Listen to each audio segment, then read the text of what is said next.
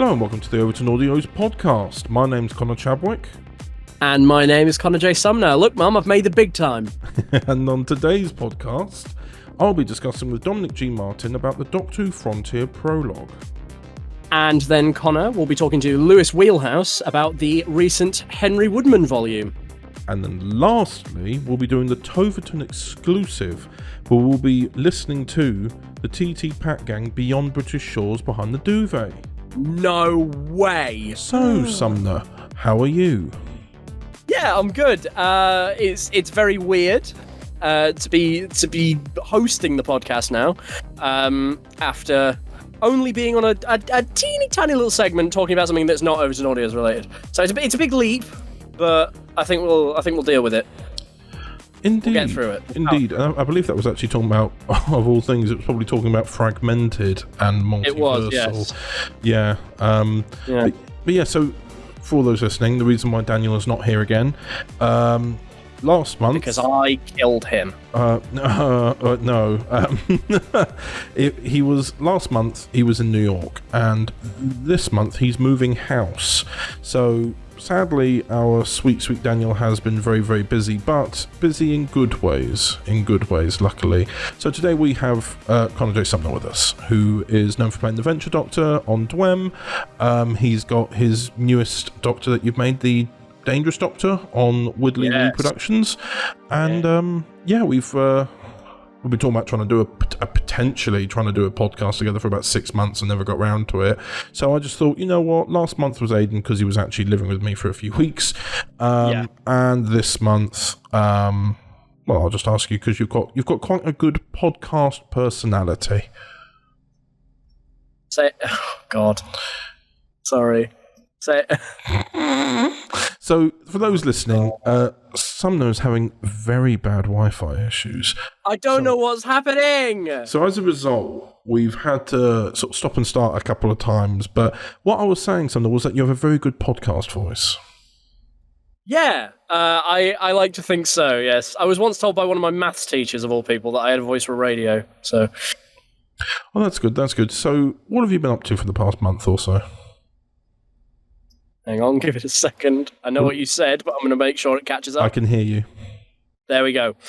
So I have been up to lots of bits and bobs recently. I finished the edit for the second Venture Doctor episode. That will be coming out, I believe, when this podcast is coming out, is it not? Yes, I upload the podcast at about midday, and DWEM usually have their releases, I want to say, sort of around the evening, 6 or something? Yeah, it's coming out at 6, yeah. Ah, very good. Then, yes, 6 hours after this is out. So look forward to that. 6 hours from now, when you're listening to this, go to the DWEM channel. Other than that, I've been hard at work on the other Doctors that I have on the go. So I've got the Wonder Doctor, which that's very much my baby. That's very much my baby because it's that takes place in my universe that I've built from the ground up, and then also I've been hard at work writing the episodes for the first Dangerous Doctor volume, which is very fun because it means I get to be funny. So that's I've been hard at work on a lot of stuff with me in it, basically. Fair. Another thing that's worth noting is that currently, because we're going to be reading the comments for this later, you're playing an Overton Audios. You've played quite a few roles. You've played, I believe it was Ellis Hinton in the Northern Doctor Adventures early this year.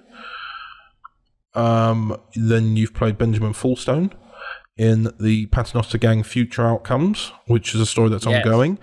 And then, of course, in Multiversal, which, for those who may not have heard it, you also played General Marsh. Yes, that's the biggie at the minute, yeah. Which is something that, of course, has not been forgotten. Never. I am never letting you forget it. And it is something that will definitely be working on soon. But nonetheless, it is something that is most interesting, most intriguing. Yes, big plans. As the youth would say, very demure, very mindful. You say as the youth would say, not this youth. This one, big no-no. No, it's what are they called now? Gen Alpha or something?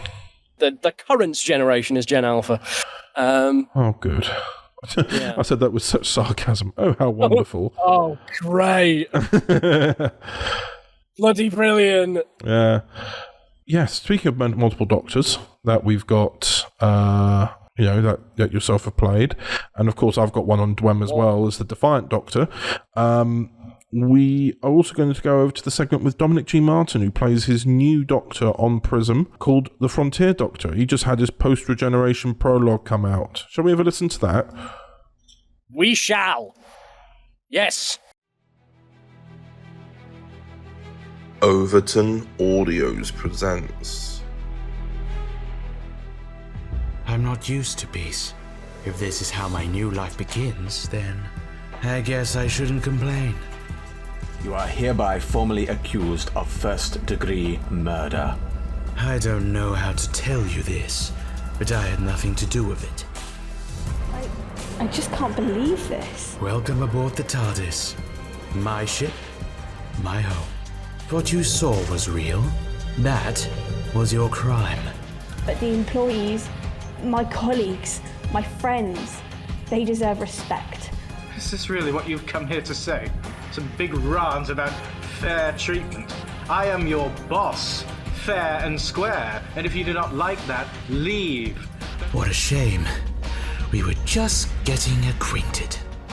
You have no authority over me. Says who? I do.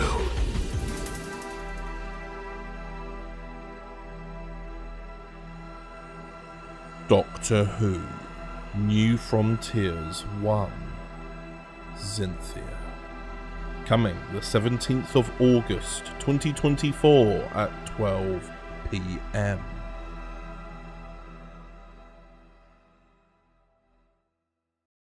And welcome back to the podcast, and I'm joined here by Dominic G. Martin. Hello. How are you, sir? It's a pleasure to be here. I'm doing okay, more or less, you know. I think I'm getting a little bit of a cold as the temperature has just very suddenly shifted, so it is what it is. I've been on the, I'll say the cold medicine, shall we say. I won't give any brands here. We'll go by BBC rules. Indeed. But something monumentous has happened. Ah, yes. Something has indeed happened, hasn't it? Yes, the Frontier Doctor Prologue episode. At last, Yes. It is out. The first solo adventure. Indeed, it is a post-regeneration story, as we've announced before, but just for clarity for anyone who isn't aware, Frontier comes after the Alacrity Doctor. So TARDIS has landed, out steps Frontier, in Alacrity's clothes, finds himself meeting a very nice person called Cynthia, and then basically collapsing in front of them and needing a lot of care for what they've been through, which has been undisclosed, because even Alacrity is only just starting at the same time. So we're not entirely sure 100% how that's happened. So we thought we'd talk about the prologue, but also, because it's the first episode of a new Doctor, I thought we'd talk about the process of how we slowly put this Doctor together. I think it's taken 2 years. About that, yeah. I'd say from inception, or I would say definitely it's about 2 years. Quite some time anyway. We've been talking for about 3 or 4 years about doing audios together. And we were talking, because I think there was a lot of fan art going around at the time, where they were putting yourself as the Purple Doctor into Overton Audio's art, because that was when we were in that universe. And we were talking about maybe one day. Obviously, we've split, and now that's given us an opportunity to completely design a new Doctor. I remember we were looking at colour schemes first. Yes. Because obviously I wanted to do something very different to both. The whole ethos of the character is different to Purple, so what better way to demonstrate that by choosing a different colour altogether? Of course, I went for more of a blue, a teal type this time. Yes. I thought that we agreed on. I believe this was towards the end of 2022. It was, wasn't it? Yes. I feel like that. It was well, fun fact for the the listeners here, but on the cover you'll see of the Frontier costume, that jacket was bought for me by Chadders himself, for which I'm very grateful. It was a lovely Christmas present. It was Christmas, yes, Christmas 2022, and remember we took a couple of test photos, didn't we? You wore different variants of costume style. It'd be really interesting to show off those test photos one day. Yeah, but it's gone down an evolution because we weren't sure entirely what we were going to do with Frontier. We knew that we wanted them to be more calculated. Eventually, I think it was August last year, your hair had grown long enough for it to sort of be what's the word? Well, it was wavy. It was wavy. When I watched it, it could do this real ravey episode 3 Anakin-esque sort of mullety thing, which I still quite like because it's very different. It felt very different. Like the thing with me is that people probably have a very distinctive visual appearance. So it's about just getting away from that as much as possible. So long beard, long hair, as in going down, no glasses, felt like a logical step. Yes, and of course, it's also not just visual distinction, but also you can always see the Doctor by their kind of silhouette. Yeah, and we definitely needed it to be something where, if you were to put any of the other Doctors you're playing together, you'd know who's who. Yeah, exactly. So I'm making things as different as possible in every sense. And I think that succeeded. Yeah, I think it's succeeded. I think it's gone quite well. I'm quite proud of what we've done with Frontier from a visual standpoint, and I don't think there's really much chance of anybody confusing him and Purple. So no, it's always good. I think we ended up announcing Frontier obviously before the 60th went out, but I think we announced him August or September in the end, because do you remember the announcement trailer for the 60th went out around this time last year, as of this time last year, as in when we are currently recording this. It was a visual trailer made by Daniel Patton. But obviously in that you also appear. So I think we announced it there as well as Alacrity, and I think Elusive got announced shortly after. But I think it was received well. A lot of people were very excited about the prospect. Yeah, I like to think it was. And, I mean, there's always a risk, but rise to the occasion, see what happens. Exactly, and it was. I think what helped definitely again was its distinctiveness, because it was something new, it was something fresh. It wasn't necessarily what people may have seen before. No, it's not necessarily what people expect of us. No, it doesn't. It doesn't give off the vibe of any other Doctors that you've played. But no, when it came to writing the prologue, you've written the prologue. Yeah, we were going back and forth on some ideas for a while, and then how did you arrive at the story of Cynthia? The story of Cynthia. I mean, one of my favorite genres is cyberpunk, and I've been having around the time I was writing that, I was definitely in a bit of a cyberpunky kick, and that has definitely like seeped into how I am treating the Frontier era in general. And Cynthia, it was very much it's certainly trying to think, how did I go about it? Because I think it was mainly the companion aspect that really drove me to that story. Because the idea of a doctor just being born and then immediately suffering a tragedy. Yeah, I thought that was pretty cool because of how different and how different it could be just setting a Doctor up with effectively giving him a canon event right out the gate. Yeah, and I suppose plus, as well as that, we had to look at what plans there were for the Alacrity Doctor, who, of course, is only just starting at the same time, and what kind of Doctor he is. And obviously, it's in the name, Alacrity. Yeah. It screams a sort of a happier vibe, and we definitely wanted to go down somewhere. We want to go down a route where the Doctor's not necessarily got a dark path, but is changed by the paths ahead of him. Yeah. I always find it quite, when editing Xynthia and listening to it back, you kind of knowing what the ending was.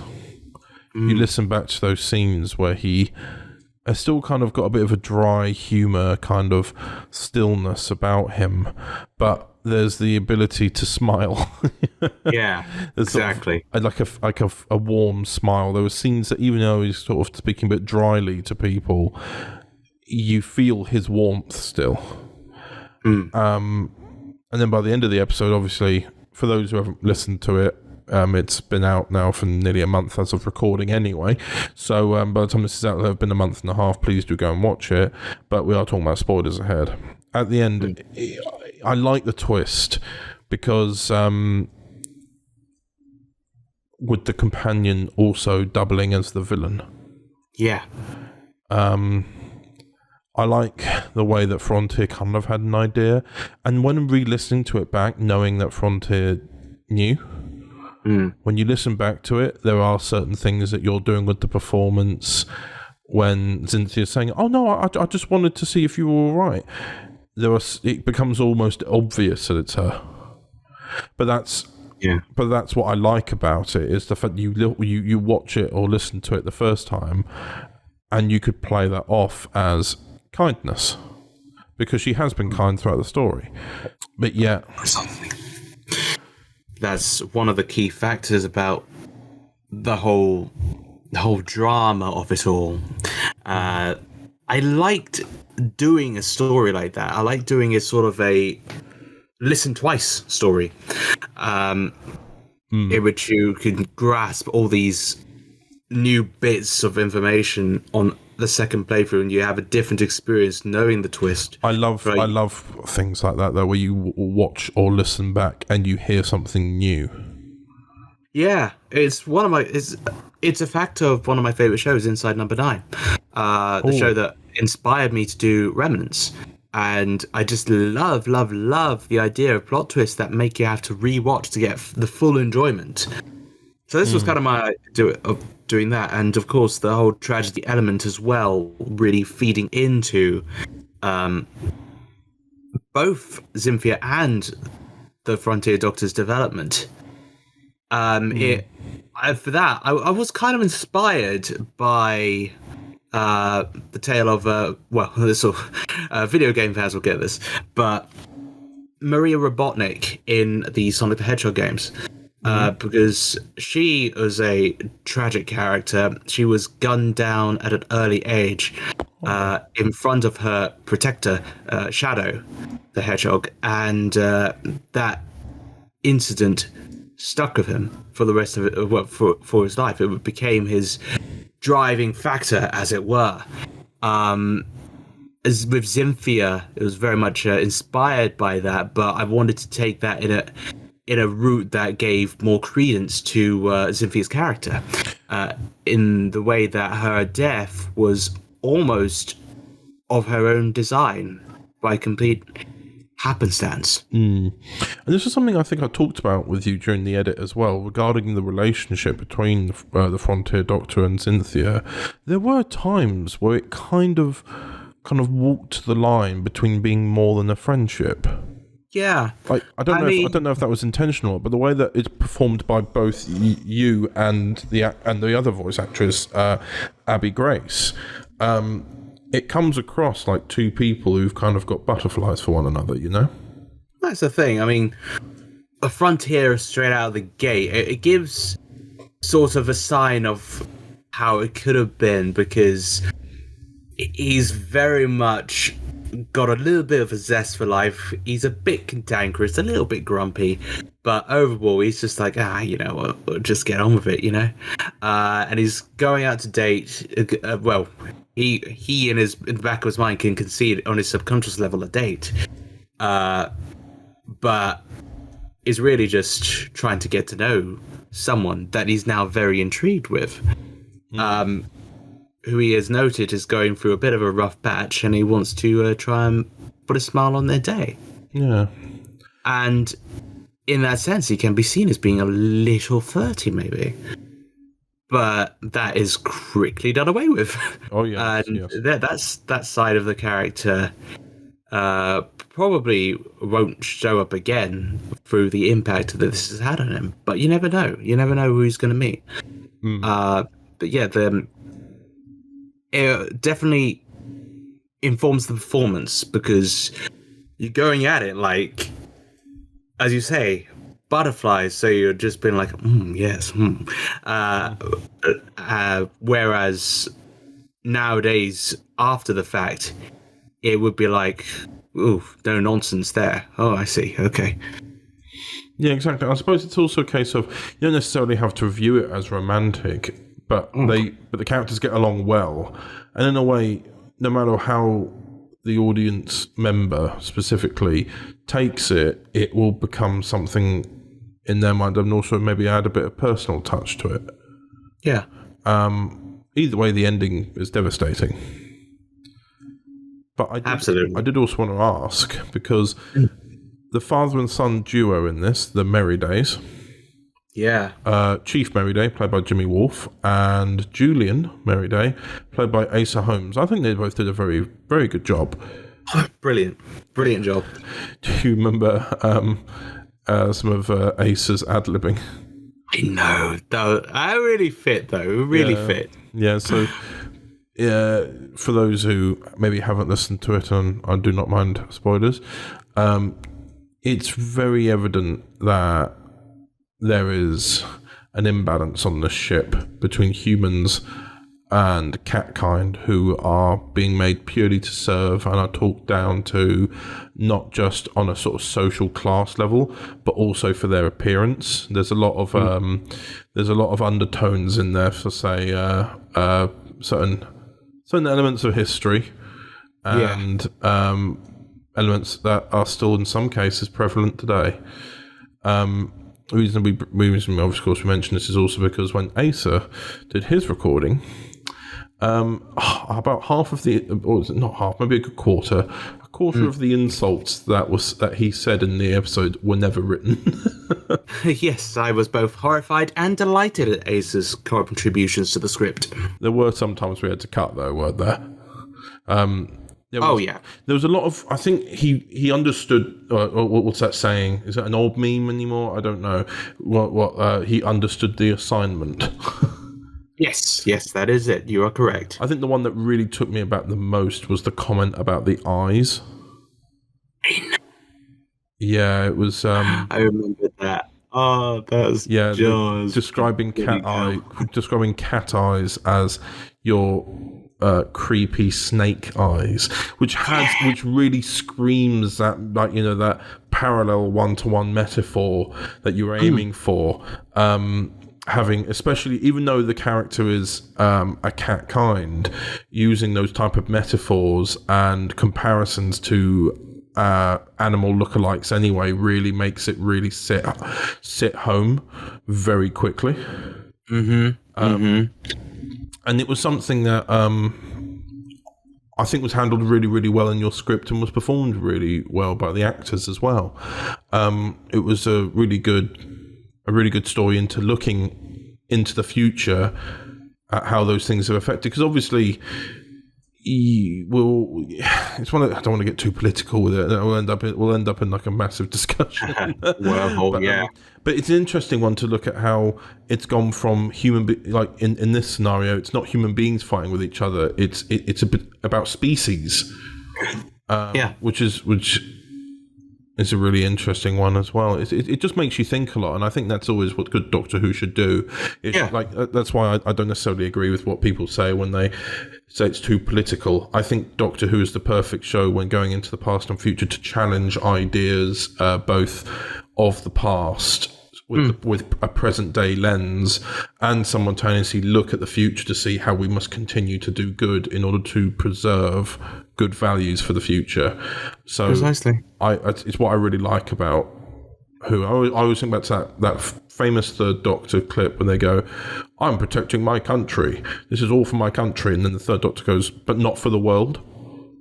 Yeah, it's all about king and country and not necessarily about everyone. And I always enjoy those moments. And I think 3 was his era, was the one which really introduced it because it became more earthbound. Absolutely. But in the end, what happens is Cynthia gets a funeral. Frontier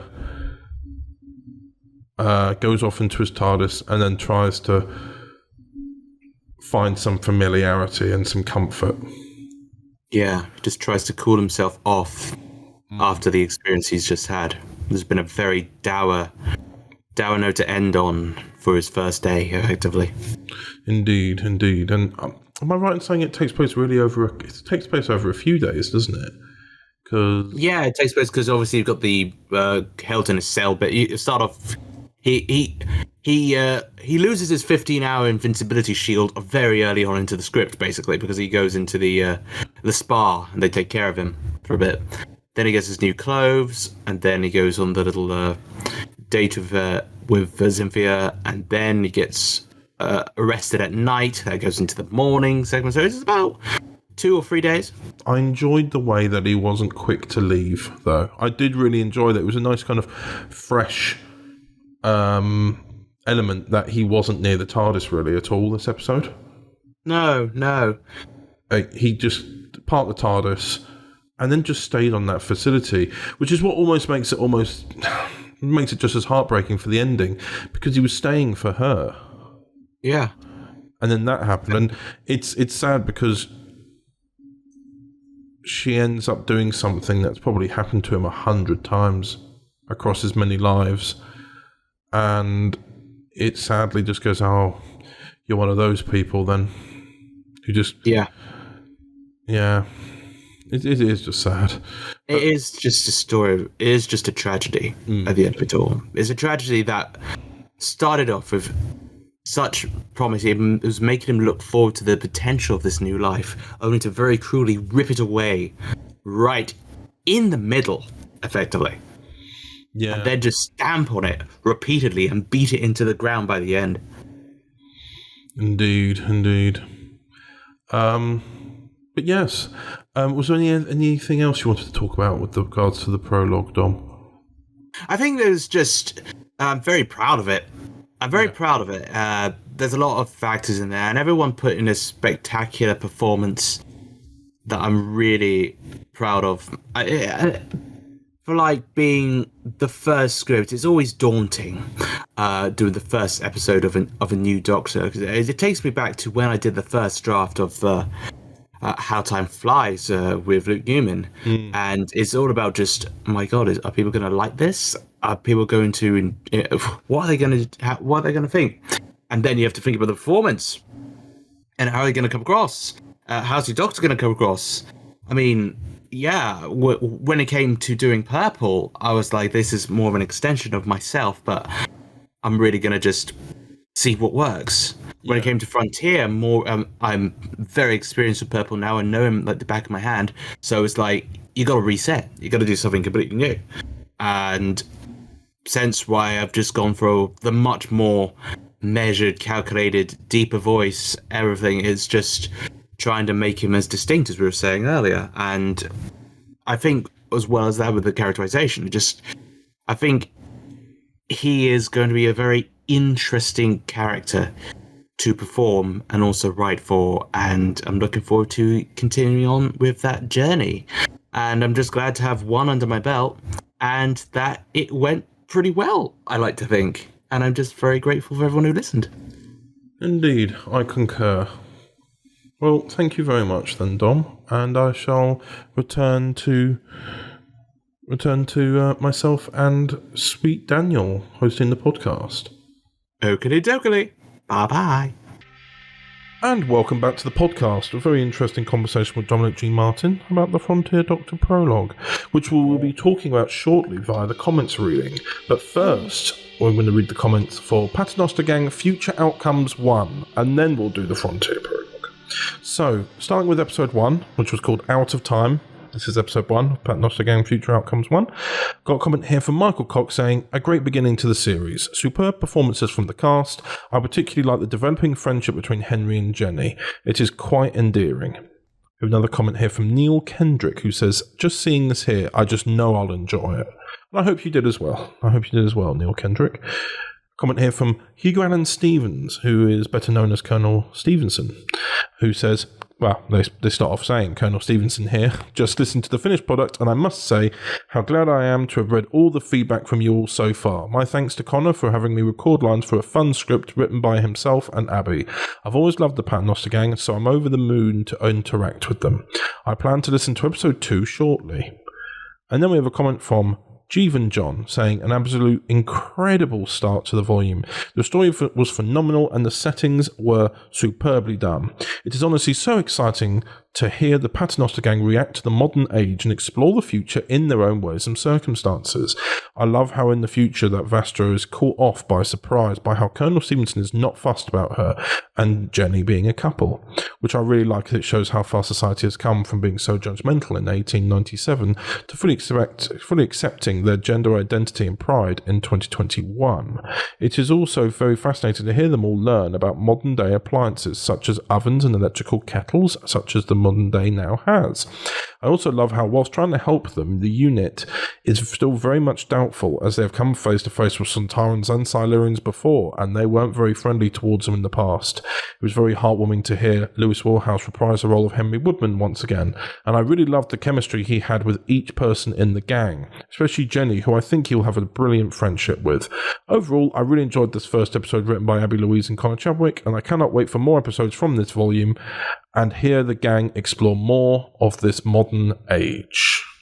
Thank you very much, Jeevan. And I'm going to quickly check whilst I'm here, actually, the Prism timeline. I've got a little document because I'm pretty sure it's not 1897. No, it's 1892 because I don't know if that's something we decided or whether or not we just decided it after the fact. I don't know where you got 1897 from. Yes, do your research. Maybe I've made a mistake. I might need to re-listen to it. I'll get back to you. Now, Mr. Sumner, episode 2, hurry. Episode 2, Paternoster Gang, Future Outcomes 1, episode 2, All Work No Play. First, we have a comment from @Dr. Reddy Vivus, Mr. Michael Cox once again, which says, the plot continues to build nicely. It's good to see a different side of Vastra as she responds to her feelings of powerlessness. Tract provides some good comic relief by navigating the perilous world of takeaway food. And Jenny is confronted by her past, which is done with appropriate sensitivity. This is a good showcase for Henry Woodman, as we see him taking centre stage and trying to help the Pat Gang, whilst keeping Colonel Stevenson happy. Then, we have a much shorter comment from @YouandTheBlue, saying, it is interesting to see people out of their depth and time, in brackets, do differing conclusions. Vastra has reached one sad conclusion, while Henry is confronted with another. Only time will see what really happens. And finally, another comment from Hugo Allen Stevens that just says, nice and brief, what a cliffhanger. And those are all the comments on Paternoster Gang, episode 2, All Work No Play. Back over to you, Chadders, for episode 3. Indeed, we shall carry on reading. So this is Paternoster Gang, Future Outcomes 1, Episode 3, Revelations. And we start with a comment from Dr. Reddy Vivus, otherwise known as Michael Cox, saying, brilliant episode ending and a great cliffhanger. I like the way the relationship between Henry and Jenny continues to develop. Equally, it's good to see how they are both developing individually as characters. Jen is becoming quite adept as 21st century living, and Henry is growing in confidence, even to the point of challenging the Brigadier himself. There are some darkly comic moments with Vastra, Strax, and Nidrak. I wonder if we'll ever find out what the Famasi said that could scare us on Taran. Then we have a comment from Jeevan John, who says, I thoroughly enjoyed this episode and it was a great listen. I really loved the dynamic between all the characters and how they flowed off of each other so well, especially with Colonel Stevenson, who has always voiced amazingly by Hugo Allen Stevens. The introduction of Nidrak, voiced by James Sutton, into the story was also cleverly done. I really loved the dynamic he had with Vastra, especially Strax, which makes me wonder if what Nidrak actually said to him that had him all shaken up. I also really loved hearing Henry Woodman in this story and how he had become more protective of the Paternoster Gang by standing up to the Colonel and the Brigadier, which I was so happy to see. And it shows how different and more protective Henry is when it comes to Vastra, Jenny and Strax, which I think is incredibly moving. Overall, this was a beautifully written story by Conor Chadwick and Abby Louise, and I cannot wait to see how this story develops and is also going to unravel the mystery of how Henry Woodman is in the present day, but also in the past. P.S. Since I wasn't able to give my review of the last episode, I will just say that it was an incredible listen, and I absolutely loved it. Then we have a comment from Yuan the Blue, saying, it is intriguing how all of them affect each other as the adjust continues. Vastra continues to find some semblance of control. Jenny is having the most freedom and adjustment overall, while Strax has gotten banned from ordering food online in bulk and Netflix both. But what war stories did he hear? He came out quite spooked, I thought. And then there is Henry, whose life continues to be chaotic while he develops a firm stance on this matter, even if it means challenging his superior. Looking forward to seeing how the conclusion of this plays out next time.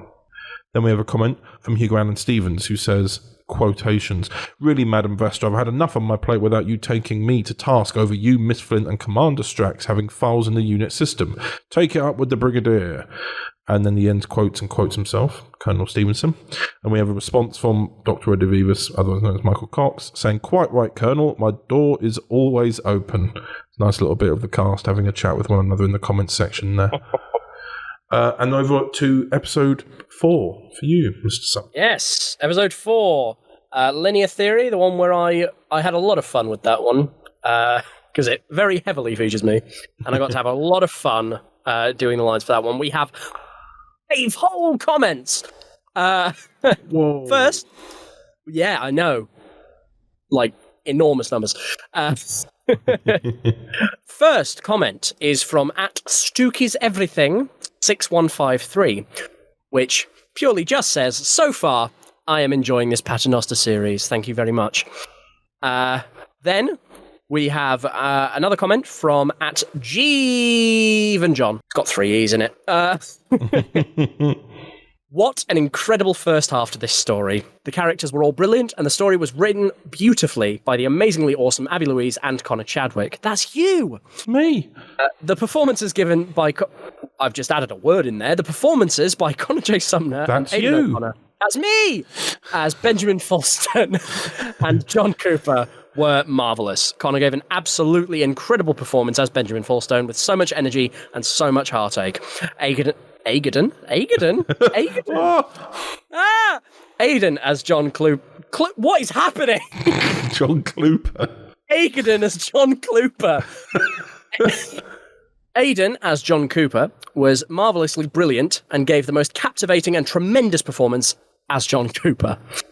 Chelsea Lagan gave the most heartbreaking performance as Florence Falston, and her interactions with her husband while she was dying was so heart-wrenching and made me feel so bad for Benjamin, as he was holding on for dear life to someone he loved so much, and invented something which he thought would save her life, and that just completely broke me, as her fate was already sealed and known of in the future by Henry and the Paternoster Gang. Overall, this was an incredible and emotionally moving listen. Sorry, I don't know what's happening with me today. To the first half of this story, and I cannot wait for what is to come next. Then we have another comment from @Yuan the Blue. Benjamin certainly is a man driven and obsessed by a clear motive. Whether or not he succeeds remains to be seen for now. But it is interesting to get a glimpse into the man himself. Once again, from Michael Cox, Dr. Redivivus. Excellent. The pieces are slowly falling into place. Benjamin's character is being fleshed out, and he's shifted from being a shadowy menace to becoming quite a complex person. I think this is one of the hallmarks of good drama. Just as with real people, such characters are multifaceted. No single thing defines them. Some of their feelings and actions can draw sympathy from an audience, whereas others solicit distrust or even dislike. I can't wait to hear the next episode. And finally, another comment from Hugo Allen Stevens that just simply says, John Cooper spin-off, please. Hear that, Aidan? Moving on, we have the Frontier Prologue comments to read, which of course we've just had that segment talking about it with Dominic G. Martin. So we start off with a comment from Dr. Rudy Vivas by the goddess Santori. What a moving episode. Dominic G. Martin has written a great episode encompassing of so many things, most of which I cannot reference here, as they'd be spoilers, including the surprise ending. But what can I say? I can say that the characters were carefully crafted and performed with great skill. This prologue is certainly a strong start to the Frontier Doctor's era. And then we have another comment from Yuan the Blue, who says, I did not expect a Sisters of Plentitude reference. An excellent story. Kept my attention the whole time. Another comment from Stooky's Everything 6153, who says, Dom is absolutely talented, so is the whole cast and crew of Overton Audios. And then we have a comment from Ramona, I enjoyed. Thank you very much. I've shared this for you on Facebook. Thank you very much for all the comments. And I think we should move on to a little segment, which is kind of follows on from the Paternoster Gang Future Outcomes storyline, where it's the next chapter of Henry Woodman's story with Henry Woodman into the storybook. And I had a little chat with Lewis Wheelhouse. And of course, the entire volume is available on the Overton Audios YouTube channel. So here we go to that. Yay! Overton Audios presents The Storybook. There must be some good stories in here. How about I tell you a story? Aunt Wonka's method's marvellous. Charlie's gotten my factory once again. For it is Robin. As in Robin Hood? You are in Sherwood Forest. Are you a cat? Henry Woodman lost in a wood. I have my own chess pieces to move about. Oh, you've been watching me sleep. I was reading the paper, Sherlock. What does this information concern? Someone called the Celestial Toy Maker. This game isn't as fun as I thought it would be. Henry Woodman into the Storybook. Coming the 31st of August 2024 at 12 p.m. And welcome back to the podcast. And I am joined by Mr. Lewis Wheelhouse. Hello. Hello. How are you? I'm very good, thank you. Yeah. You? Yeah, I'm all good. So, we're here to talk about Henry Woodman into the Storybook, and we're specifically talking about episodes 1 to 4, which will obviously have been out by this point, but we are obviously going to be talking about the 5th and final episode a little bit later in the next few months or so. As we know, the volume ended on a cliffhanger. So we'll be talking about everything in context of being within the storybook and the narrative. Now, I remember when we talked about this, it was June 2023. Was it that long ago since? Well, yeah, because Into the Multiverse had just come out, and there was a lot of good reactions to it, and you had this idea. I had another idea for another Henry Woodman into the blank, and then you said before that one, could we do this? And you loved the idea of because of the Teletubby Daleks that we had in Multiverse, and because what was the other one? And then because of the Candyman, and it had a kind of fantastical element to it, and you said it would be really interesting if we could do it in storybooks, in famous children's stories, and I think it was mainly the Teletubby Daleks that gave you that impression of that. And you're coming up with this idea about who it could be with, and I think at first we talked about the Master of the Land of Fiction. Right. Who was a second Doctor villain, but it was about warping reality rather than being in a storybook. And then we looked at and then eventually I think we looked at things, and you came back saying it should be the Toy Maker. because if that's what's happened, that's what's happened. I can't remember this over a year ago. No, but I remember you saying that you wanted it to be the toy maker because when you looked at some of the old clips and here's the funny thing, this was all before the 60th. Yeah. It was before like the giggle, and then we were like, oh dear. They've copied us. How dare they? Yeah. Sue the BBC. No, immediately I was In which we didn't sue anybody at the BBC, Mary-Ann. No, of course not. But it was one of those things where we were like, oh, great. When this comes out, everyone's going to go, influenced by the giggle. And we're like, no. It was just about... We came up with the idea first. Yeah. And of course, the moment when you had Cravat singing Pure Imagination and the 15th Doctor does that in Rogue. Does he? Do you remember? Oh God, he does, doesn't he? Yeah. When he did that, I was like, no, no. And then as well, shall I tell you what worried me as well? Around the time, like that was last year when we recorded. Well, September, is that right? When we did Harry's episode? No. When you recorded them actually more like April this year. Oh yeah. It was because when episode 1 got written a year ago by the late Harry Gosling, and right. So began on it pre-production. Yeah, and then and then we had Abby Louise write the Outlaw Sherwood Forest, and and then she's written. Oh, what's the third one called? It's just come out. Woman in. That's the one. Yeah. The Cravat Cat. Well, what were worrying me about it was, it was about February. It was around that time when we were recording it. All that came out about the Wonka thing. You know that with news, wasn't it? About that really bad event that kicked out. The Unknown. Yes, and I just thought, oh my actual God, we are doing a story about Henry in this world, and it's all kicking off in the news.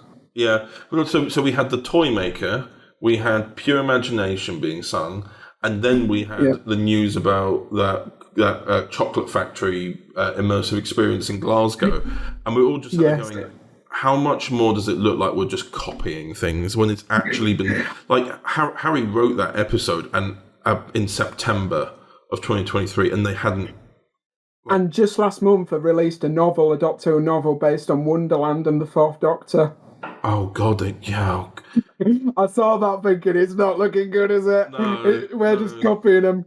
It just like again, like, I don't know if we can be entirely surprised because we did go for the same sort of children's stories that everyone knows. But I like to think we did we did a new twist with it. You know, we had a cat and a cravat and a wizard's hat. The toy maker was the Wicked Witch. You know, I mean, also a little fun fact for everyone: the toy maker wasn't even supposed to be played by Chelsea originally. Wasn't it? No, because in some certain areas of Doctor Who continuity, the toy maker was a guardian of time, like the White Guardian or the Black Guardian, and they were called the Crystal Guardian.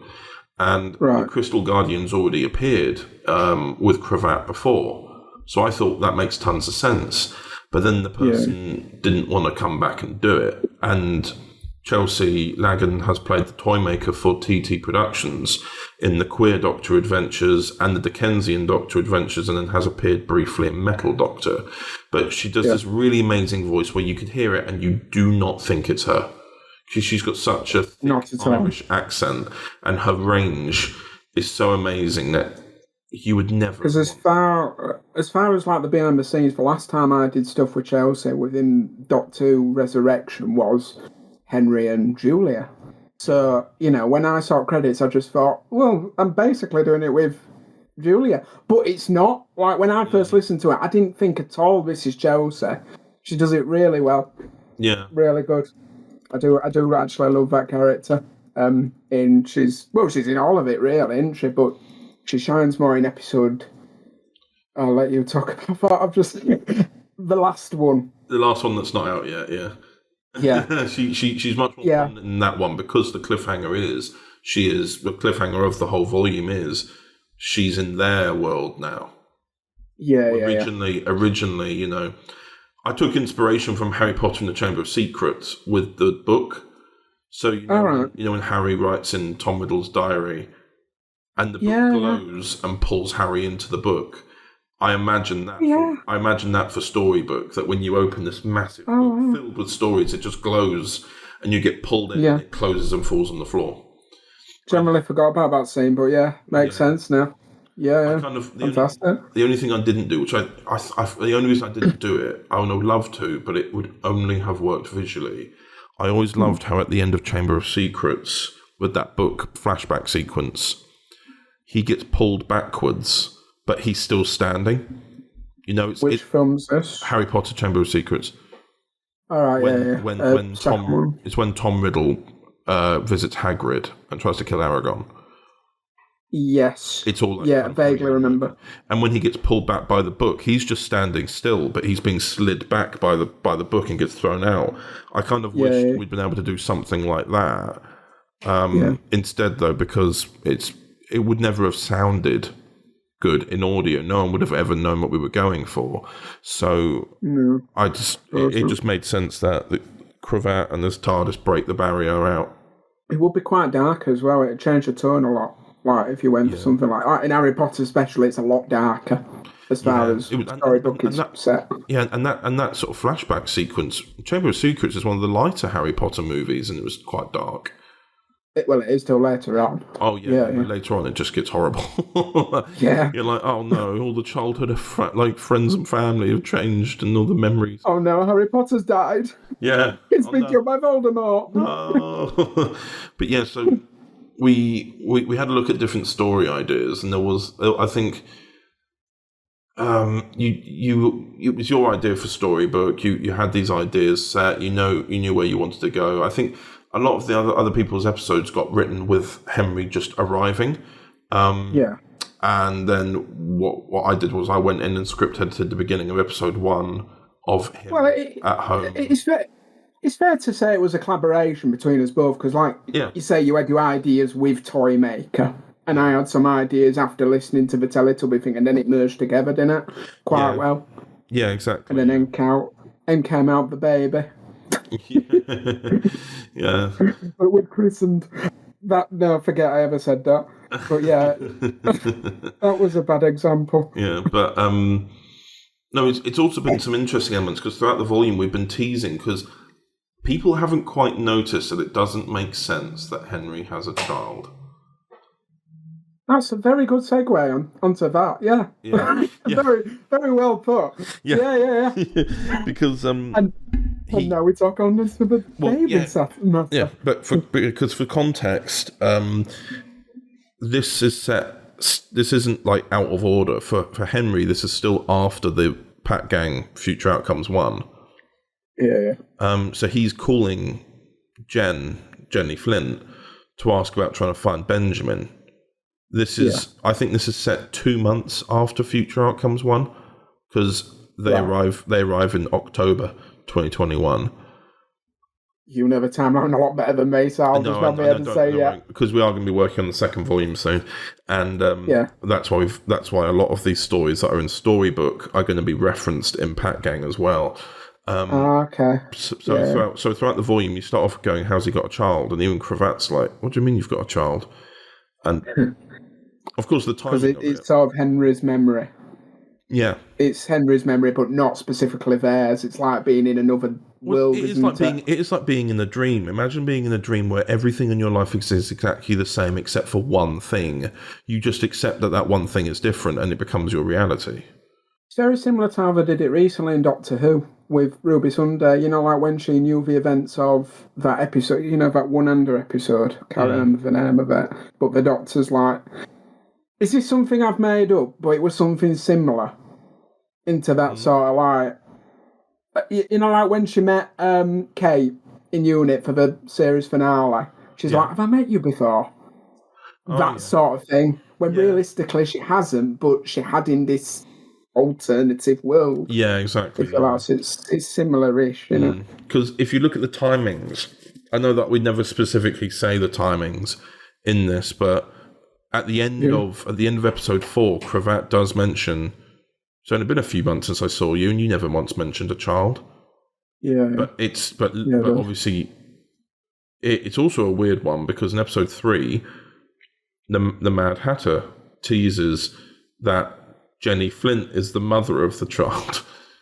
And of course, it essentially gives it away. Yeah, but nobody's really picked up on it. Like they've not really acknowledged it, which is the interesting thing.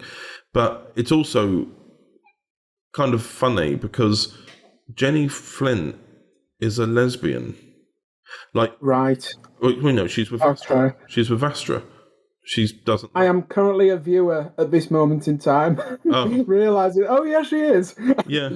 Yeah, so right. Okay. Her being having a child with a man is just not in the purview of what she would do, and that's what's interesting as well because she obviously has a little cameo appearance at the very end. Yeah, Toymaker also shows up, and all these questions are put to the listener, so to speak. But nonetheless. But it does get tied up. It does. It does go into all that. Into the New Year's Day special, which of course is out at New Year's Day. Yeah, it all ties basically. up. But yes, anybody's wondering, the 1st of January. Yeah. But in terms of the cast, we wanted to do something very key with the cast, which is I wanted to, because of it being basically like the same narrative, but Toymaker was making the world.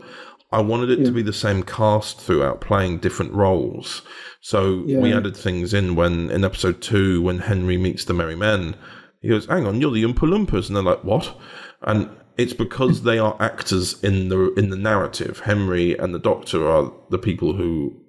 Yeah, it's the same faces, but they're playing different characters. Yeah, exactly. Well, different beings. No, exactly. Yeah. So we had, I think the most recurring ones, I think we had the 4 most recurring ones were Paul Pemberton, Eamon Longman, and he was credited as Eli Langley. Obviously Chelsea appeared as Toymaker. We had Nick Payne in 2 episodes recurring. God, I'm getting really bad at remembering them. Connor Sumner. Connor J. Sumner, yes, indeed, we had him as well. And Aidan, I don't know, did Aidan? No, basically. No, Eamon Longman. Yeah, that's what I said. Yeah, I already mentioned Eamon Longman, credited as Eli Langley. Yeah. And then I think episode 4 was the most different one. Episode 4 is the interesting one. All the cast shift. Yeah. Because we had myself playing both Cravat and the Sherlock Holmes that we haven't released in like nearly 2.5 years.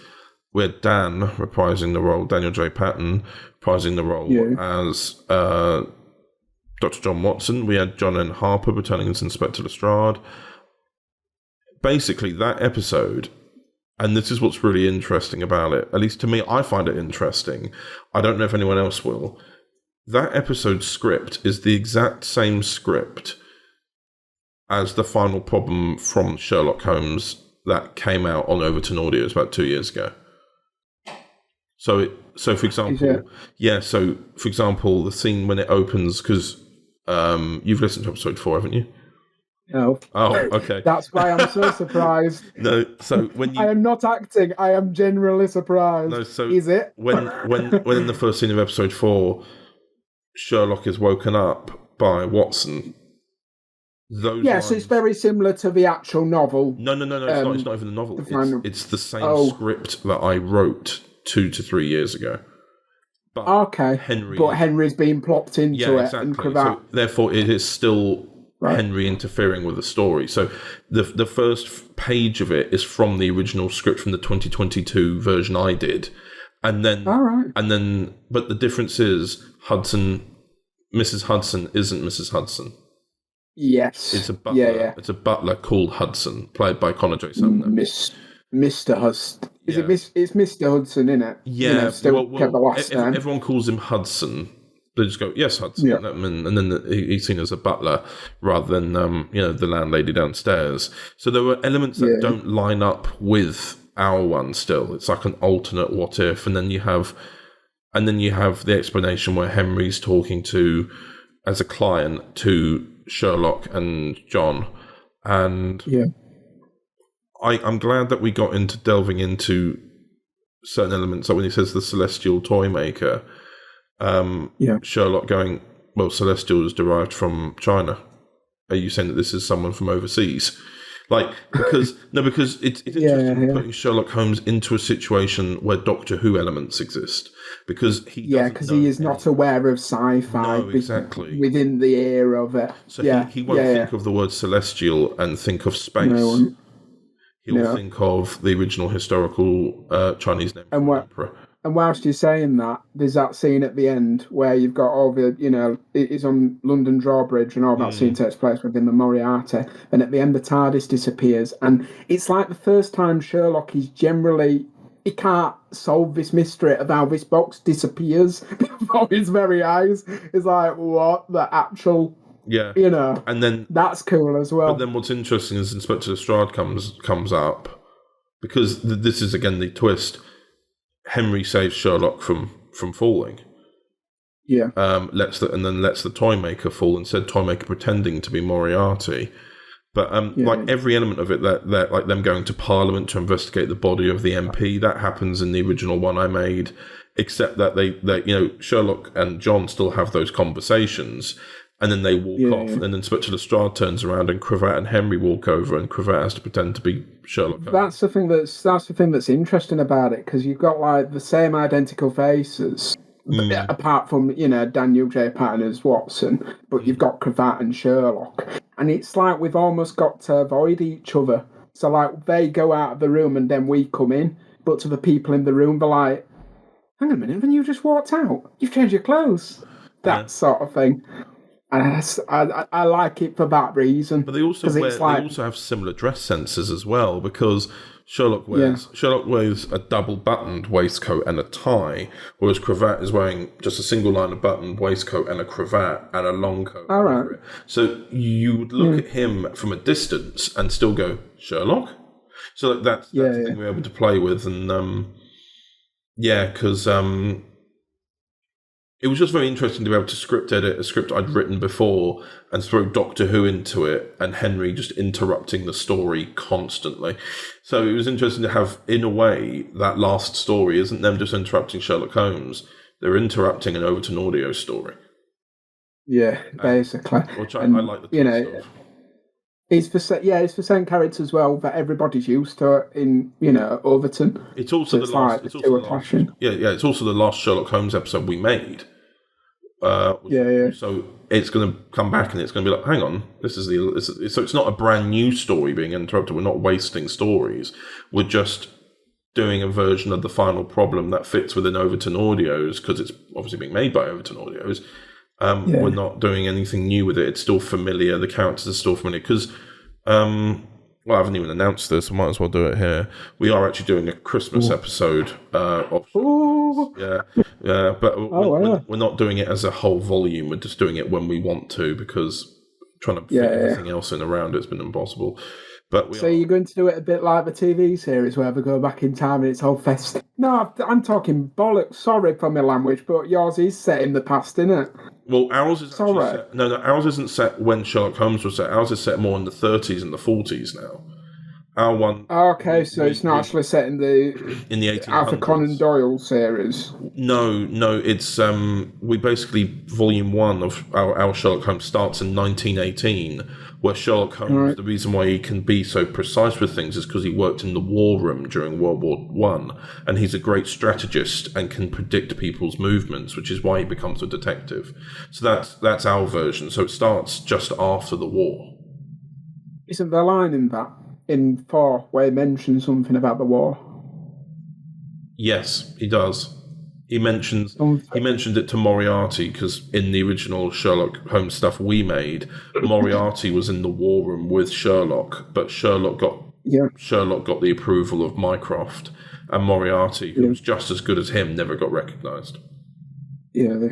So whilst Sherlock's trying to keep to the narrative, Toymaker's like, "Oh, come on, Doctor," because she thinks Cravat is just pretending to be Sherlock, but it's actually that she's made a massive error because she's focused on Henry, and because she's focused on Henry, Cravat has been able to come through into the next story as himself. Yeah. In which it's very similar to when we did Multiverse. By episode 4, Cravat could intervene with what were happening. Yeah. And it's not a resolve, is it? It's part one of it, in a sense. Especially by the end of episode 4. And then you lean nicely into episode 5, and then the two tell this final story. Yeah. In a way. Yeah. Exactly. And I'm really chuffed with how the storylines come out. It's always nice and fresh and fun to do them. And I think a lot of people will appreciate that as well, because obviously with most stuff we do in Prism, it's always so serious and dark, or whereas with this, just Henry falling through portals into different stories is just nice and fun. Yeah. It's nice. And it's very like you say, it's very light in it. Like last year you had Teletubby Daleks. This year you've got Wonderland, Sherlock. Just it's different to like dark, gritty stories. No, exactly. And I think anybody can tune in any episode really, in a way. Well, yeah. Is that fair to say? Yeah, I think so. I think the only one where it's difficult would be episode 1, just because it shows how he got into the book. But because that was something we had a slight issue with the multiverse volume, which was we didn't 100% explain what had happened to Henry originally. He just lands on the space pirate ship, and then has these sort of flashbacks of memories to the Oracle sending him back. You're testing my mind, sir. Can't remember. No, I'm just saying, which is why in Storybook we made it explicit that this is where Henry is. Oh no, a storybook, and then the pre-title. Oh no, an incident has happened. Yeah, exactly. So then now you know where he was before and how he got here, but you don't know who did it. Yeah. But yeah, no, I was quite chuffed with how everyone did their roles. We were just saying before we recorded as well that we were really chuffed with Eamon's Mad Hatter role. Yes, yeah, he's brilliant. I was listening to it this morning. He's mental. Not the person in real life. I don't mean you, Ian. I really don't mean that. I mean his performance as a Mad Hatter. It's like that is absolutely glorious. The way it's like Henry, and then he eats his what are they eating? Sort of like, oh god, it's the Queen's tarts. That's it. And he don't eat it. He goes, and I just think it's a performance. That's brilliant. Eamon was saying that to me as well, because he hadn't recorded it obviously he recorded it a few months ago. He listened to it back and went, I didn't realise how crazy I went with it. And I went, well, it's a good thing, because it makes, the way that Henry's reacting to everything being said is really accurate. If someone was, eating tarts that way, he was like, okay. Yeah. The second I've always come close to, because I do listen to, Overton stuff, and, they've come into, Henry stories. The second person that I've always liked that's like that, very similar, is John does Master. John and Harper. Mastermind and the Master, yeah. He's got an ability like that, hasn't he, performing-wise. Yeah. No, I enjoy him as well, same way. Oh, yeah. But yeah, characters like him doing Mad Hatter and Chelsea, especially Chelsea in episode 5, in which I'm trying not to talk about because I will say everything. Yeah. It's very good though. I didn't even realise it was Chelsea. That's how good it is. Yeah. She flicks between that, because I can't remember much of Julia, but she was a lot more Irish. She wasn't a bad guy, was she? Until the Knife trilogy and stuff like that. Julie was also Irish, and Chelsea was using a lot more of her original voice back then, because it was when she was just starting. But Julia was like an anti-hero kind of style character, but she cared about people too, whereas Toymaker's a lot more ruthless and sees people as playthings. Yeah. So there's a lot more of the lack of empathy, shall we say. Yeah. It's definitely present. And it definitely flicks between the two really well. You can't tell it's Julia at all. No, and of course, it was something where something that was obviously very, very moving about this volume as well, which is why I cast it the way I did, was because the first episode that was written was by the late Harry Gosling. Yeah. He wrote the Pure Imagination script, which was due to go into a script edit, but I only added the bit at the beginning, and then the rest of it I just thought, I don't want to script edit it. It was, yeah, because it's Harry's last bit of work. Yeah, I can understand that. Yeah, that's something that we talked about, wasn't it? And yeah, something that I and think I've it's mentioned something you before. really want to be delicate about because it's somebody's piece of work that they've made, and It's it's also like, the fact it was the last script he wrote. Yeah, I didn't want to change it or twist it. I wanted it to be something that was dedicated to him. Dedicated to him, but also because he's obviously written his own Doctor Who's in the past. Like obviously, we got the tribute to him done for the Wrong Universe. You got that. You got the audiobook done, and we got that out. That was still something written by him as well. That way, his writing is preserved as well. But that's why I cast people who he knew as well. Like I'd only cast, for example, Paul Pemberton in Devlin before. Okay. But Paul Pemberton was always a good friend of Harry's. Eamon was working very closely with the group that Harry was making his stuff with anyway. It just made a lot of sense to try and keep it a balance of Overton Audios and respectful. What's really extraordinary about Harry is, and I didn't realise this because I've been speaking to him for just under a year at this point, is how many people he was well known by. Yeah. And that sort of came out when he died, and it's like, bloody hell. I wish I knew this guy, because like, especially when we got in Pure Imagination, it was like, this is brilliant, And I don't I knew him for a year, but I've only done bits of series with him. The one thing that he never actually got round to doing, and then there's a current thing that's coming out at some point. That's a Doctor that he was working very closely on himself, and the attention to detail. Like when he was writing Pure Imagination, he was sending me pictures. I've watched the Wonka film, and I just thought, fucking hell, that's brilliant. And it's just it's really sad, isn't it? Really, that he was 19. Yeah, but his work does get exactly. Like there's still work that he was like. Yeah, we can remember him with as well. It might sadly surpass him, but it's something that we can still hold true and remember him with and celebrate him through as well. I always think that's the best way of going about it. It would have been worse not to release it. I think.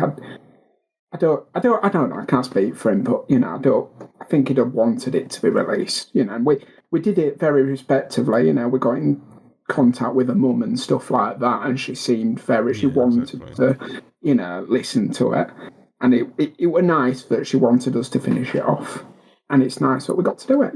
Yeah, exactly. We got that nice audiobook done. The Wrong Universe, and we've also had this come out as well. It's a nice way that we can still celebrate him and through his work that he has worked so hard on. I know there's other things that are working in the background, like I'm not going to go too much into it, but there's a whole volume of something that he'd written and recorded for that can still be made, and I really hope that it's able to see fruition soon. It's just, I think for some people who are working on it, people react differently to certain things, and at the same time, you don't want to lose sight of why you're doing it. You're not doing it for the content, you're doing it for the person. So you want to make sure it's right and take the time. And what really hit me was like, it was a couple of weeks ago, somebody messaged me after Pure Imagination came out. I'm not going to say a name because it could be wrong, but somebody messaged me on Instagram and just, saying how heartfelt they were. It could be, I think it was Jeevan John. I think it was, but I could be wrong. But they just messaged me that, they're a bit teared up by it, that this is Harry's last piece of work, and it just hit me all of a sudden that's, like, it was important for us that this is coming out in that sort of sense. It's more important in a way because of that story that it did. So I'm proud of it because that story's got to come out, It was one of those things as well where, because the after credits are Cravat singing Come With Me, and you'll see a world of pure imagination. It's very resonant of what's happened. Very magical, very fantastical, very beyond, if you know what I mean.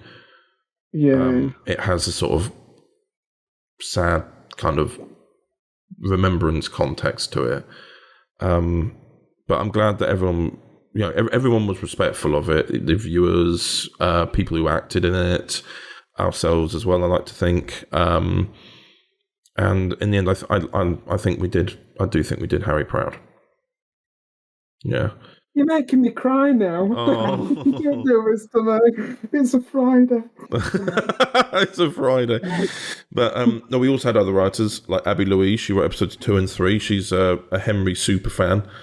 As so I've heard. yes, and so she wrote Outlaw of Sherwood Forest, and then she wrote Woodman in Wonderland. I've been trying to find a way for the Cravat Doctor to have a pet cat on the TARDIS for quite a while. That has really kicked off in the Discord, and I'm absolutely loving it about Cravat Cat. Yeah. And that's fantastic. In the end, I realised the rest of Cravat's era is never going to be safe enough to house a cat. So, I it's just end up being shot or killed by a Dalek or something. Oh no! But I had this idea that if the TARDIS gets turbulence, or starts to crash, the Cravat Cat runs into a little a little box in the roundel, and then it closes, and it's it keeps the cat safe in there. Then when the TARDIS, it's got its own little TARDIS. Yeah, something maybe. Does it? It's big on the inside. Yeah, it's like one of those cat boxes that you carry them in, but it's inside the wall, so the cat can jump in there when the TARDIS is crashing. So I thought, how are you going to get around the TARDIS crashing? There being an animal in there. The thing is, I've known you long enough. I know fully well that would actually be quite realistic happening. I think that'd work really well. Just because I know you're a big cat lover. Yeah. That'd work for your character in that sort of way. And that's the thing, I just thought, in the end, the Cravat Doctor becoming a cat for the story is probably the closest we'll end up getting. And of course, it ends up being me voicing. Well, it is meant to be the Doctor, but I had a look at references for the magical cat from Alice in Wonderland, and I kind of thought, well, a lot of people think sometimes I sound a bit like Bagpuss. Is this a comment you get a lot? Yeah. Oh, wow. It's so much so that in the 60th minisodes we filmed in Cardiff, when the blonde Doctor regenerates into the Alacrity Doctor and Cravat is present, Alacrity points at the Doctor, the Cravat Doctor, and goes, "You're Bagpuss, aren't you?" Yes, I've seen a clip of this. Yeah, somewhere on Twitter. Yeah, that's where the joke comes from. Because apparently, I sound and sometimes look like. Well, I wouldn't say look. I think that's going a bit extreme, isn't it? So you look like a fictional cat. No, but it's like there's a line we watched where, because he puts on different thinking caps per episode to teach the children a lesson, and his thought bubble comes out of the particular hat he's wearing. And it will come up. I wasn't born in this era. No. But that's what I'm telling you. There was a Scottish thinking cap, so he could think thoughts of the Highlands, and he's like, oh, a Scottish, a thinking cap, oh, Tam O'Shanter. Oh, thank you. Let's see if I can think Scottish thoughts with my Scottish thinking cap. Brilliant. And it just does. But that sounds nothing like you to me. You don't have that much of a deep voice. Yeah, but apparently it's more Bagpuss than me. I don't know. But anywho. Yeah, but yes. And then of course the final episode's written by me. Where we've already talked about that adapting that story that I wrote and making Henry be in it and stuff like that. And then we end up on the cliffhanger with the toy maker, as a result of the Cravat Doctor being able to get him and Henry out of the narrative storybook world. When the toy maker was shifting it around, it's allowed her out as well. And we're going to have to wait until New Year's Day to see what happens next. Really? It's September. I've got to wait 4 months. Yeah, I know. Oh, God, what am I going to do in my time? What am I going to have to do? Indeed. Oh. So, well, thank you very much, Lewis, for being here to talk about Storybook. And I will hand it back to myself and whoever's hosting the podcast with me. Farewell. Bye. And welcome back to the podcast. Now we're going to quickly jump to the ToverTon Exclusive for the TT version of the Paternoster Gang called Beyond British Shores, and this was part of the Behind the Duvet podcast series that TT Productions produces. So I hope you enjoy. I'm pretty sure we didn't need to bring all this, Mum. I'd rather have too much equipment than come to find the one thing we do require is in London. I'm still confused as to why Scotland Yard sent us to Greece in the first place. People going missing hardly fits our normal case files. Thought we were meant to deal with the unusual. Yes, I'm yet to figure that out myself. But as it stands, we are here now, so we must focus on the mission at hand. Hello, and welcome to Behind the Duvet of Beyond British Shores. I'm Abby Louise, and I wrote this, and I played Jenny Flint. Hi everyone, I'm Cass, and I played Nico. Hi, I'm Chelsea, and I play Rian. And I'm James York, and I'm the first-time director of Beyond British Shores. Do you know, I can never do these things and not be giggling when everybody else says their names. So,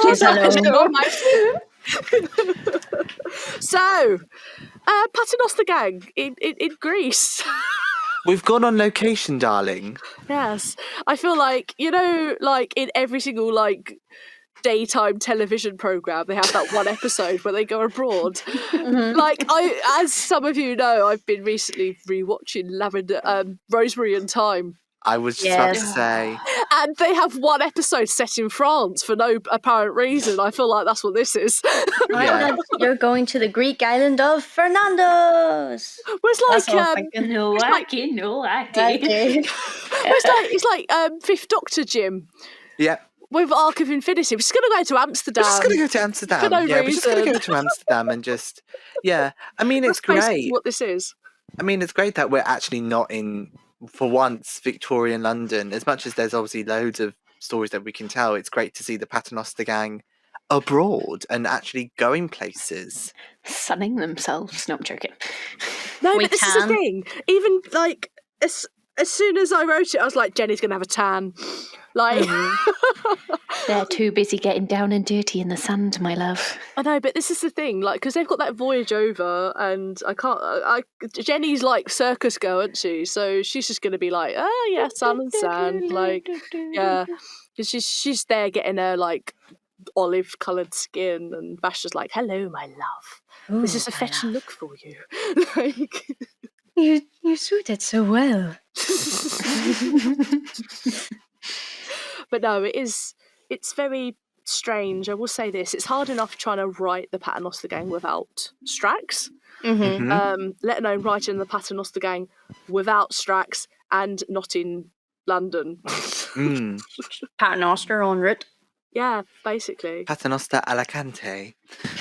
I thought you were going to say Aladante, and I was like, no. I mean, I know we ate them al dente, but no. I will say this though: the one thing I did enjoy about this was picturing everything. Yes, it was like the scene when Jenny's like, I can see to the bottom of the ocean. I just hit my microphone. This is not recording.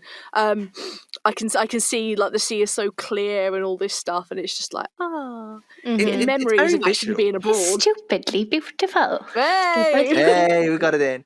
It's great, isn't it? It's it's good to have that, and I think again it shows really what a great audio this is that it's the visualization. Oh my god, that's a big word for me. Visualization. Visualization, especially with audios, especially us doing audios, because you can immediately not visually see it, but I can see it. Same here. I'll say this: at this point, I've only edited 2 scenes, and it's very strange for me as the person who normally edits stuff set in the 1800s in London, in Bath, in some form of a town. It's very strange to not be having sounds like carriages and people talking. Like You'll just have seagulls and weeds. Yeah, like crackling fires. It's gone from that to like dripping sounds in caves and like the sea, and it's a nice place to go for a change. You know, get out a bit. Even if I do try to kill you. Oh yeah, there is that. Oh, this is the other thing as well. This originally was a Sea Devil story. And I know. And basically, I saw the Sea Devil story with the 13th Doctor, and I was like, yeah, I'm gonna change it. So, and then they magically became mermaid/sirens, which is so much more fun. I'll say this, like,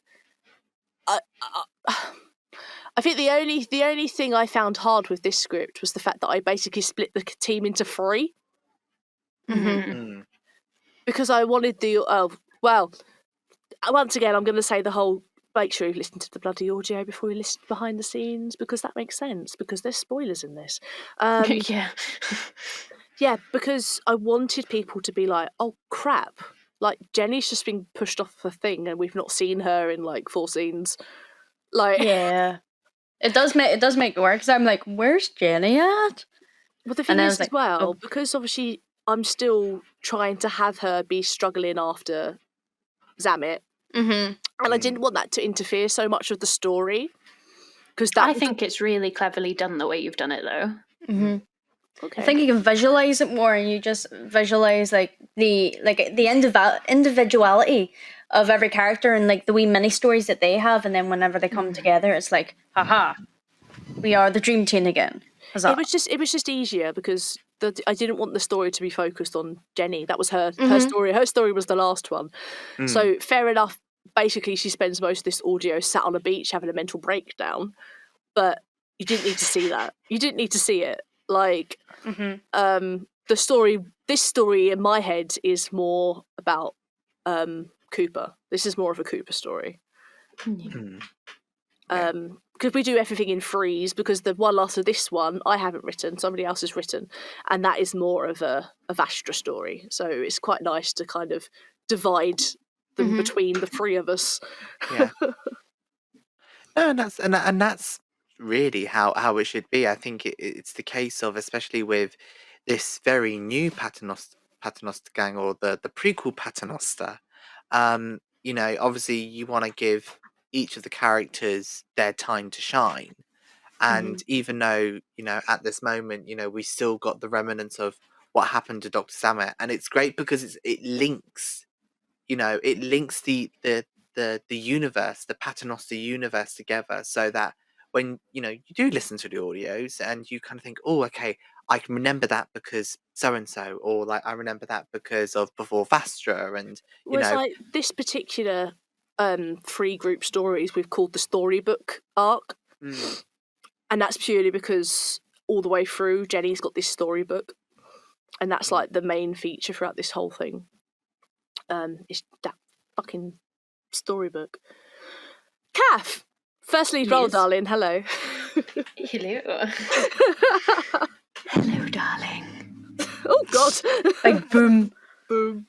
So, yeah, you hadn't. I think the only thing you've done like bit parts previous to this. Yeah. So for me, like as a lead role for this one, for myself, it was really nice to be able to like delve into like a proper character. So obviously, because the other people I have played have been quite small in comparison, and it really is just like one scene and done. You don't have that chance to kind of learn more about the character. So as like Nico being this seductive, sultry mermaid, it really does just kind of allow me to play. Yeah. If you get me. Like, I was really excited, especially when Abby sent me parts of the script to have a look at, ready to audition and stuff. I was like, oh my god, I'm so excited. I was like a little kid in a sweet shop, because I could already envisage it just from the lines I had seen, and from like Abby's little cues of, we need sultry, we need sexy, but we also need that kind of harsh, you are in charge. And I was like, yes, we get to play. I'll say this as well, like, this is like my dream cast. Like, the people that have been cast in this, like the leads, like Liam, Oh, Sam. He's so underrated, that boy. And then obviously you two as mermaids is just like we love it. Like, it's perfect. Like, I will say this is probably, like, casting wise, I feel like I've definitely got my dream casting beyond 100%. I mean, it was a joy to direct. I think that, and that's the perfect. That's really what a director can ask for, is to get, and it's also to get people. I mean, this is also the first time that I've directed Alia, and I Yeah. was like, oh my goodness. As a fan of Alia, I was like, oh my god, Mm-hmm. am I okay to do this? Am I okay to like, no, I'm going to be a director. If she's done something wrong, I'm going to correct her. I'm going to do that. Too right, because that's the job of the director. That's what you're there to do. It I is. tell you what, it was nice because all the other Jenny stuff that I've done have been directed either by myself or Brandon. So it was nice to be directed by somebody else. So I've like a bit of a fresh intake, especially with this one, because I feel like only Jim could give the direction. Like, be sultry, darling. Like, work the microphone. Like, just a Work wee the bit of microphone. spice. Be that spice. Oh my god, the Spice Girls reference. Oh my giddy Here odd. we go. Here we go. But no, I mean, it was a joy to. It is a joy to direct, because obviously, you know, with my stuff, you know, I don't really necessarily direct it, and so it's good to kind of like try and get the reins in and kind of thinking, okay, I can see where you're coming from. Let's do that. And really, my aim for the director for this piece, was to really get, especially with the mermaids. I mean, again, Chelsea and Kath performed beautifully. Thank But you, Mikey. Thank you. I really wanted to get that, the seduction, but the danger, the absolute danger. And yeah, I think they performed very well. Oh, thank you. So I'll say yeah. this as well before we're running out of time now, but I would like to mention Josh Murphy, who played Christian, because obviously this is the first time he's worked with TT. Everybody else has worked with TT before. And this is the first time he's done any form of like live recordings, and I do think, like, as a first, like, it's quite nice because he only had one scene, so it wasn't too much of a push, but I do think it's nice to have had that experience now of recording live, because I know we always big it up. Yeah, it's very different though. That's the thing. Yeah. It's very different experience from when you're just sending in lines to somebody, and then actually, like, I've mentioned this before in a lot of, like, you know, behind the duvet stuff, but it's so much different and so much better because you, even though you don't have that person physically, you have them there to like bounce off and match the same energies off and everything. Which is, I think, is the best thing. Literally, we mention it at most behind the duvets. Yeah. But it is the one thing that I think helps TT stand out from the crowd just a little bit. But it's just nice. Like, if you want the opportunity to do live recordings, try and keep an eye open for our casting calls, because even if you just had that one scene, it's a valuable experience. Just It's such a dream, live, isn't it? Just genuinely, I can say that from the bottom of my heart, because like, you think where we first started, like when we were doing the script reads and stuff, and like to be able to do that live and record is incredible. Absolutely incredible. I can't picture scenes like, you know, that scene when Nico's like winding up Vastra.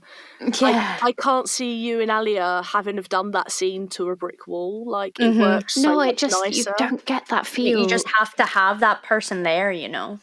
You really do, because you can get into the character so well then and really like poke and prod, or you can visualize it better. Like, I can visualize you being right in her face, like proper, like, where I say, I say we always talk about it, but I do think it's so much nicer. Anyway, yes. Thank you for listening to Behind the Duvet for Beyond British Shores. I am Abby Louise. I was joined by Kath Mill, Chelsea Lagan, and our director, James York. Thank you for joining us. Goodbye. Bye. Bye. And welcome back to the podcast, and I'm still here with Connor J. Sumner. Hello, sir. Yay. He can't get rid of me. I won't leave. Well, as much as your internet is trying. As much as my internet is trying to get me to leave, I will not. I'm powering through, and I'm still here. Indeed. You won't do this to me, Virgin Media. There you go. Now we know that, well, firstly, this podcast is not sponsored. And secondly, we do not endorse. We do not endorse any of Connor J. Sumner's negative comments towards Virgin Media.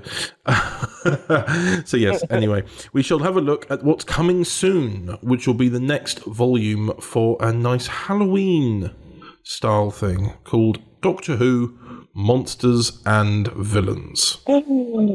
Spooky. Overton Audios presents.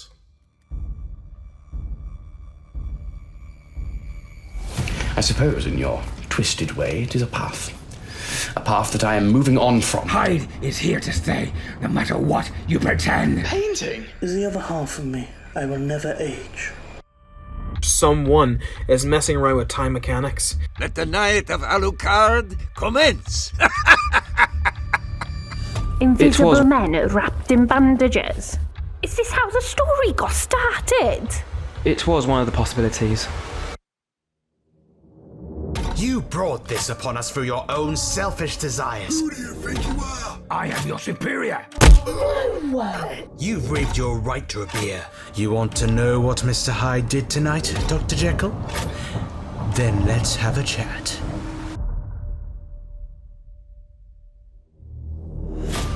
I thought you loved me. Your beauty is what attracted me. Now it's all a lie. Madam Vastra, lovely to see you again. I see you've changed your face again. I'm surprised it took that long for the portrait to decay. How do you know so much? The murderer isn't from this world. It was a vampire. A what? Blood-sucking vampire. Oh, this is too good. You can't regenerate, can you, Doctor? Now, die, Doctor! Doctor Who Monsters and Villains. Coming the 5th of October 2024 at 12 p.m.